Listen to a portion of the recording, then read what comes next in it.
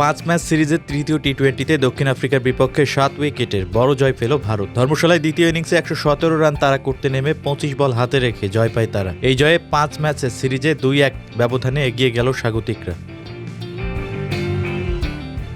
টসের আগে ব্যাটিং করে দক্ষিণ আফ্রিকা করে 117 রান, যা ম্যান ইন ব্লুদের বিপক্ষে টি-20 ফরম্যাটে প্রোটিয়াদের দ্বিতীয় সর্বনিম্ন স্কোর। টপ অর্ডারের ব্যর্থতার দিনে একাই দলের দায়িত্ব কাঁধে তুলে নেন প্রোটিয়া অধিনায়ক এইডেন মার্করাম। 46 বল মোকাবেলায় 2টি ছক্কা ও 6টি চারে তার ব্যাট থেকে আসে সর্বোচ্চ 61 রান। এদিন প্রোটিয়াদের মাত্র 3 ব্যাটার মার্করাম, ডোনেভান ও হেনরিক 2 অঙ্কের ঘরে পৌঁছাতে পারেন। ফেরেইরা 15 বলে করেন 20 রান আর নরকিয়ার ব্যাট থেকে আসে 12 রান। শেষ পর্যন্ত 117 রানেই থামে দক্ষিণ আফ্রিকার ইনিংস।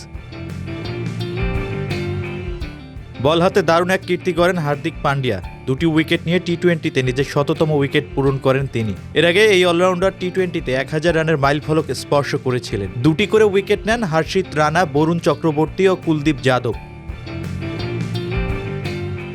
117 রান তাড়া করতে নেমে ধীর স্থির কৌশলে এগোয় ভারত। ধর্মশালার কন্ডিশন মাথায় রেখে ধুমধারাক্কা ব্যাটিংয়ের বদলে স্বাভাবিক খেলাতেই মনোযোগ দেয় তারা। সিরিজের দ্বিতীয় জয়ের দিনে অভিষেক শর্মা ও শুভমান গিলের জুটি ভাঙে দলীয় 60 রানে। অভিষেক শর্মা 35 রানে আউট হলে মার্কো ইয়ানসেনের বলে বোল্ড হয়ে 28 রান করে মাঠ ছাড়েন শুভমান গিল। ব্যর্থতার বৃত্তেই বন্দী থাকেন অধিনায়ক সূর্যকুমার যাদব। তাকে ফিরিয়ে দক্ষিণ আফ্রিকার বোলারদের মধ্যে 77 উইকেট নিয়ে শীর্ষ উইকেট শিকারীর দৌড়ে আরও এক ধাপ এগিয়ে গেলেন লুঙ্গি ইনগিডি।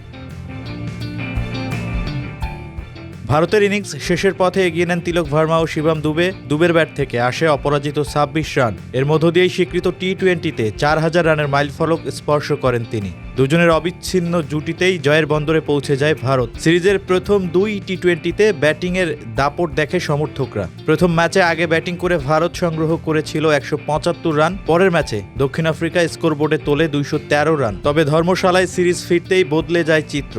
ব্যাট বলের লড়াইয়ে হারিয়ে যায় রান বন্যার ঝলক। ফ্যাকাশে হয়ে পড়ে ম্যাচের রং।